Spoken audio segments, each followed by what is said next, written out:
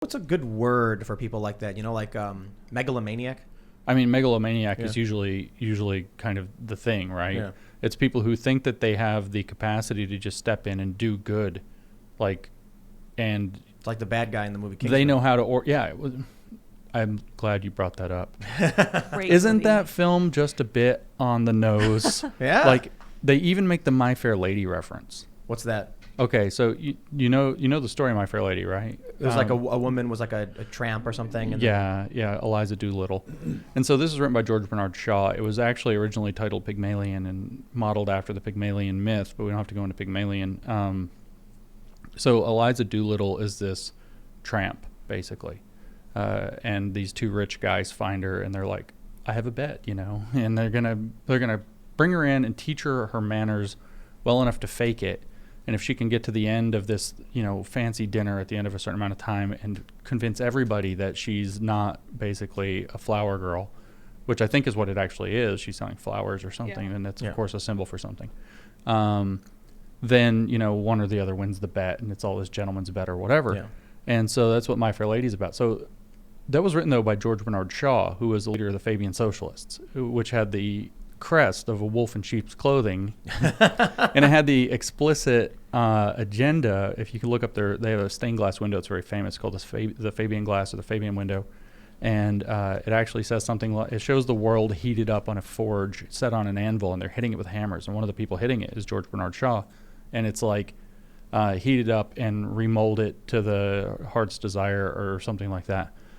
So they're trying to reshape the world, and they were socialists. And the goal was incremental sneaking in of socialism, wolf in sheep's clothing, so that people don't realize what you're doing. It says, remold it nearer to the heart's desire. Yeah, that's what it says. That's right. Pray devoutly, hammer stoutly. Wow. Yep. Yeah, so this is actually a really famous piece of glass. The Fabian Society is not well known now. It, I think, still exists. It spun off the Labour Party in the UK and probably the other Labour parties. It also spun off the London School of Economics, which is probably its kind of main operating base of think tanks now. And the reference, at the very beginning of Kingsman, you have, again, this kind of roughneck Essex Cockney kid, right? And he's just all kinds of in trouble because he grew up without his dad, his dad died in the thing. And he has a special Kingsman thing if he ever gets in trouble. And he's always going around and horsing around getting in trouble. He's foul-mouthed. It's really kind of funny the way he talks, Yeah. Eggsy is his name. Yeah. And then he ends up getting in trouble, and he calls, and it's these gentlemen appear, and now they're going to make him into a gentleman warrior, Yeah. a Secret Service agent. Gentleman spy. And, the movie's hilarious. It's really worth watching. movie. It's like a I don't know, it's not even semi-serious. It's a spoof off of James Bond type stuff. But It's pretty serious. but it's pretty serious, too. Yeah, but it kind of it plays into the silliness of the gentleman spy. Right, and so the theme of there's two of the two films. And the theme of the first film, though, you have, is it Samuel L. Jackson? Yeah. Is playing this megalomaniac cell phone Big tech company, mogul. big tech mogul, Vincent Valentine or something Valentine. I forgot his first name. And he basically has decided that we are the virus and the planet is going to die from global warming. And so he devises this technology that can make people go insane and kill each other if they hear a noise. Yeah. And so what he offers is everybody in the world gets free cell phones, free SIM cards, free internet forever or whatever. So everybody goes to get their free SIM cards, and then he plays the sound when everybody has them, and everybody starts killing each other everywhere they are, and to bring down the global population. And it's But the tramp in this movie stops him and saves all of the people. well, that's right. That's exactly right. So is that kind of defying Shaw's, story? I mean, Was I watched this, and with the point, of course, I just brought up Shaw because they reference the movie, Right.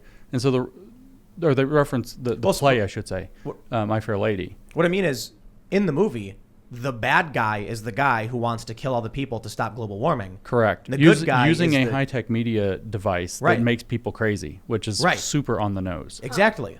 And the good guy is the regular person who didn't want to be involved and got dragged in and found an opportunity and then says, I'm going to stop these people and save the ones that I love. Oh, right. A regular guy who along the way learns manners maketh man. Yeah. Right. So that's their little line of the gentleman warrior or spy or whatever. But yeah, so the question, I watched this and I'm like, Did the people who wrote this film know, like they made the My Fair Lady reference, did they know about the Fabian Socialists, the plan of the Fabian Socialists? They know where this is, like what could be going on here? Are they tapped into the idea that we're using media devices like in our pocket? It's not noises, it's social media to drive ourselves nuts and hate each other. Have you seen what's that TV show? The virus one? Oh, Utopia? Utopia. Yeah. Have you seen Utopia? I have not, but they canceled it. You want to know why they canceled it? Too on the nose? Yep. Whoa. The show is about there's these people, and spoiler alert, it's an old show, but they remade it on Amazon. The Amazon remake apparently got canceled because it was too on the nose. Let me explain that, but let me explain.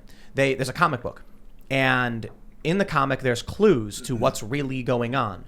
To put it simply, a piece of visual entertainment gives a group of people foreknowledge as to what's really going on and what's really going to happen. As it turns out, this tech mogul guy who thinks that we're overpopulated and the planet is destroying itself stages a pandemic and then offers up everybody a vaccine, which sterilizes them. Oof. And they canceled it because they were like, yeah, no. Oof. And so the point was, conspiracy theorists were saying a piece of visual entertainment that we can watch is talking about a virus that's being staged, where a tech mogul is pushing a vaccine, little on the nose with what's going on right now. And so you have a show, they're reading a comic, learning the future, or what the plan is, the code names, tech mogul. Well, we got a Bill Gates, we got a COVID-19, we got a vaccine program, and we got it free for everybody.